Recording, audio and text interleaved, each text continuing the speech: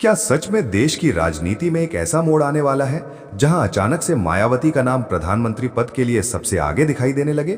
क्या सोनिया गांधी कोई ऐसा आखिरी दांव खेलने जा रही हैं जिससे पूरे एनडीए और खासकर नरेंद्र मोदी की अगुवाई वाली बीजेपी की रणनीति हिल जाए?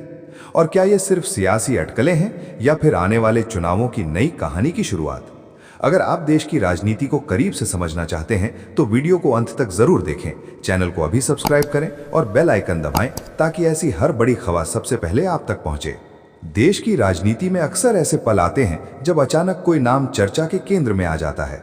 पिछले कुछ समय से राजनीतिक गलियारों में एक चर्चा तेजी से चल रही है कि विपक्षी गठबंधन के भीतर प्रधानमंत्री फेस को लेकर कई तरह की रणनीतियां बन रही हैं। इसी बीच बहुजन राजनीति की सबसे मजबूत नेता मानी जाने वाली मायावती को लेकर भी कई तरह की बातें सामने आ रही हैं।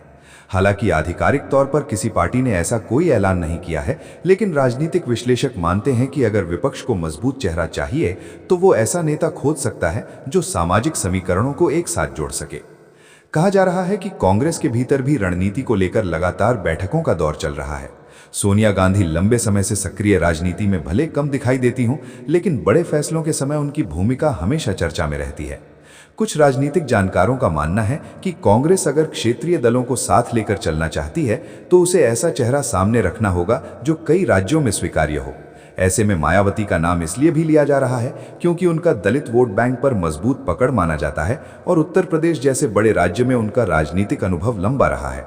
दूसरी तरफ बीजेपी के नेता लगातार ये कहते रहे हैं कि विपक्ष के पास कोई स्पष्ट नेतृत्व नहीं है, मगर जैसे ही सोशल मीडिया पर मायावती के संभावित पीएम उम्मीदवार बनने की चर्चाएं शुरू हुई, वैसे ही राजनीतिक बहस भी तेज हो गई। कुछ लोग इसे महज अफवाह बताते हैं तो कुछ इसे विपक्ष की संभावित रणनीति मानकर देख रहे हैं। राजनीति में अक्सर ऐसे संकेत दिए जाते हैं जो सीधे बयान के रूप में नहीं आते, बल्कि माहौल बनाने के लिए छोड़े जाते हैं। अगर हम पिछले चुनावों को देखें तो मायावती ने हमेशा खुद को राष्ट्रीय स्तर की नेता के रूप में प्रस्तुत करने की कोशिश की है। उन्होंने कई बार कहा है कि उनकी पार्टी अकेले चुनाव लड़ने में विश्वास करती है, लेकिन राजनीति में परिस्थितियां कभी भी बदल सकती हैं। यही कारण है कि जब भी विपक्षी एकता की बात होती है तो उनका नाम चर्चा में आ ही जाता है। विशेषज्ञ कहते हैं कि अगर कोई ऐसा चेहरा सामने आता है जो उत्तर भारत में मजबूत सामाजिक संदेश दे सके तो चुनावी समीकरण बदल सकते हैं। इसी बीच कांग्रेस की रणनीति को लेकर भी कई सवाल उठ रहे हैं। क्या पार्टी वाकई किसी बाहरी चेहरे को आगे बढ़ाने का जोखिम उठाएगी, या फिर ये सिर्फ राजनीतिक दबाव बनाने की कोशिश है ताकि क्षेत्रीय दलों के साथ बातचीत मजबूत हो सके? कुछ लोग मानते हैं कि सोनिया गांधी हमेशा ऐसे फैसले लेने के लिए जानी जाती हैं जो अचानक से राजनीतिक माहौल बदल देते हैं। इसलिए जैसे ही उनका नाम इस चर्चा से जुड़ा, वैसे ही मीडिया में इसे आखिरी दांव कहा जाने लगा। बीजेपी की तरफ से अभी तक ऐसी चर्चाओं पर सीधी प्रतिक्रिया नहीं आई है, लेकिन कई नेताओं ने विपक्ष पर तंज कसते हुए कहा है कि प्रधानमंत्री का चेहरा जनता तय करती है, न कि बंद कमरे में बैठकर बनाई गई रणनीतियां। फिर भी राजनीतिक विश्लेषक मानते हैं कि अगर विपक्ष एकजुट होकर किसी मजबूत सामाजिक संदेश के साथ चुनाव में उतरता है तो मुकाबला दिलचस्प हो सकता है। यही वजह है कि मायावती के नाम को लेकर चल रही चर्चाओं को कुछ लोग गंभीरता से भी ले रहे हैं। राजनीति में प्रतीक और संदेश बहुत मायने रखते हैं। मायावती का राजनीतिक सफर संघर्षों से भरा रहा है और उन्होंने कई बार उत्तर प्रदेश की सत्ता संभाली है। उनके समर्थक कहते हैं कि अगर उन्हें राष्ट्रीय स्तर पर मौका मिले तो वे नए सामाजिक समीकरण बना सकती हैं। वहीं विरोधी ये तर्क देते हैं कि राष्ट्रीय चुनावों में सिर्फ एक राज्य की राजनीति से आगे बढ़कर व्यापक रणनीति की जरूरत होती है। सोशल मीडिया ने इस चर्चा को और तेज कर दिया है। कई चैनल और पेज ऐसे शीर्षक चला रहे हैं जिनमें दावा किया जा रहा है कि कांग्रेस ने मायावती को प्रधानमंत्री उम्मीदवार बनाने की योजना बना ली है। लेकिन सच्चाई यही है कि अभी तक कोई आधिकारिक घोषणा सामने नहीं आई है।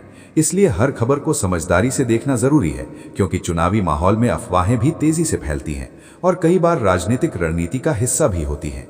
अगर हम विपक्ष सच में नया चेहरा सामने लाता है तो बीजेपी के लिए चुनौती बढ़ सकती है, क्योंकि चुनाव सिर्फ विकास के मुद्दों पर नहीं बल्कि सामाजिक समीकरणों और गठबंधनों पर भी लड़े जाते हैं। उत्तर प्रदेश की राजनीति का राष्ट्रीय असर हमेशा रहा है और मायावती का नाम इसी वजह से इतना चर्चा में रहता है। कांग्रेस के लिए भी एक मुश्किल फैसला होगा, क्योंकि उसे अपने पारंपरिक वोट बैंक और सहयोगी दलों दोनों को संतुलित करना होगा। कुछ राजनीतिक जानकार ये भी कहते हैं कि ऐसी चर्चाएं कभी कभी दबाव की राजनीति का हिस्सा होती हैं। जब किसी नेता का नाम प्रधानमंत्री पद के लिए उछाला जाता है तो उसका उद्देश्य सिर्फ चुनाव जीतना नहीं बल्कि बातचीत की ताकत बढ़ाना भी हो सकता है। इसलिए ये देखना दिलचस्प होगा कि आने वाले महीनों में विपक्षी दल किस दिशा में जाते हैं और क्या वाकई कोई बड़ा ऐलान होता है या फिर ये सिर्फ सियासी शोर बनकर रह जाएगा। जनता के बीच में भी इस मुद्दे पर अलग अलग राय देखने को मिल रही है। कुछ लोग मानते हैं कि नए चेहरे से राजनीति में बदलाव आ सकता है, जबकि कुछ लोग कहते हैं कि देश को स्थिर नेतृत्व की जरूरत है। यही लोकतंत्र की खूबसूरती है कि हर चुनाव से पहले नए समीकरण बनते हैं और पुरानी धारणाएं बदलती हैं। मायावती के नाम पर चल रही चर्चा भी उसी राजनीतिक प्रक्रिया का हिस्सा लगती है। अब सवाल यही है कि क्या सोनिया गांधी वाकई कोई ऐसा कदम उठाएंगी जो पूरी सियासत का रुख बदल दे? क्या विपक्ष एकजुट होकर नया चेहरा सामने लाएगा, या फिर अलग अलग दल अपनी अपनी रणनीति के साथ चुनाव मैदान में उतरेंगे? और सबसे बड़ा सवाल, क्या ये सिर्फ चर्चा है या आने वाले समय की बड़ी राजनीतिक कहानी? जैसे जैसे ये चर्चा आगे बढ़ती है, वैसे वैसे राजनीतिक गलियारों में कई नई बातें भी सामने आने लगती हैं। कुछ जानकारों का मानना है कि अगर विपक्षी गठबंधन सच में किसी नए चेहरे को सामने लाने की कोशिश करता है, तो उसका मकसद सिर्फ चुनाव जीतना नहीं, बल्कि एक बड़ा सामाजिक संदेश देना भी हो सकता है। क्योंकि देश की राजनीति में कई बार ऐसा हुआ है जब किसी अप्रत्याशित नाम ने पूरे चुनावी माहौल को बदल दिया है। यही वजह है कि मायावती का नाम आते ही बहस सिर्फ एक नेता तक सीमित नहीं रहती, बल्कि दलित राजनीति, सामाजिक समीकरण और उत्तर भारत की चुनावी रणनीति तक पहुंच जाती है। राजनीतिक विशेषज्ञ बताते हैं कि पिछले कुछ सालों में विपक्ष की सबसे बड़ी चुनौती यही रही है कि वो एक साझा चेहरा तय नहीं कर पाया है। कई क्षेत्रीय दल अपने अपने क्षेत्रों में मजबूत हैं, लेकिन राष्ट्रीय स्तर पर एकजुटता दिखाना हमेशा आसान नहीं होता। ऐसे में अगर सोनिया गांधी जैसी वरिष्ठ नेता कोई बड़ा संकेत देती हैं, तो उसका असर सिर्फ कांग्रेस तक सीमित नहीं रहता, बल्कि पूरे विपक्ष पर पड़ता है। कुछ विश्लेषक इसे संभावित रणनीति के रूप में देखते हैं, जबकि कुछ लोग इसे महज मीडिया की अटकलें बताते हैं। दूसरी तरफ बीजेपी लगातार अपनी संगठनात्मक ताकत और नेतृत्व को लेकर आत्मविश्वास दिखाती रही है। नरेंद्र मोदी के नेतृत्व में पार्टी ने कई चुनावों में मजबूत प्रदर्शन किया है, इसलिए विपक्ष के सामने चुनौती और भी बड़ी मानी जाती है। मगर राजनीति में हर चुनाव नया होता है और नए समीकरण पुराने रिकॉर्ड को चुनौती दे सकते हैं। यही वजह है कि जब भी विपक्षी दल किसी नए नाम को लेकर चर्चा करते हैं, तो सत्ताधारी दल की रणनीति भी बदलती हुई नजर आती है। कुछ राजनीतिक पंडित ये भी कहते हैं कि अगर मायावती को राष्ट्रीय स्तर पर प्रधानमंत्री पद के संभावित चेहरे के रूप में पेश किया जाता है, तो इससे उत्तर प्रदेश की राजनीति पर सबसे ज्यादा असर पड़ेगा। यूपी हमेशा से देश की सत्ता की चाबी माना जाता है और यहाँ बनने वाला माहौल पूरे देश में संदेश देता है। अगर दलित, पिछड़ा और अल्पसंख्यक वोट बैंक को जोड़ने की कोशिश होती है, तो कई राज्यों में चुनावी गणित बदल सकता है। लेकिन यह भी सच है कि ऐसी किसी रणनीति को सफल बनाने के लिए सिर्फ एक नाम काफी नहीं होता, बल्कि मजबूत संगठन और गठबंधन की जरूरत होती है। इधर कांग्रेस के भीतर भी नई पीढ़ी और पुराने नेतृत्व के बीच संतुलन बनाने की चर्चा होती रहती है।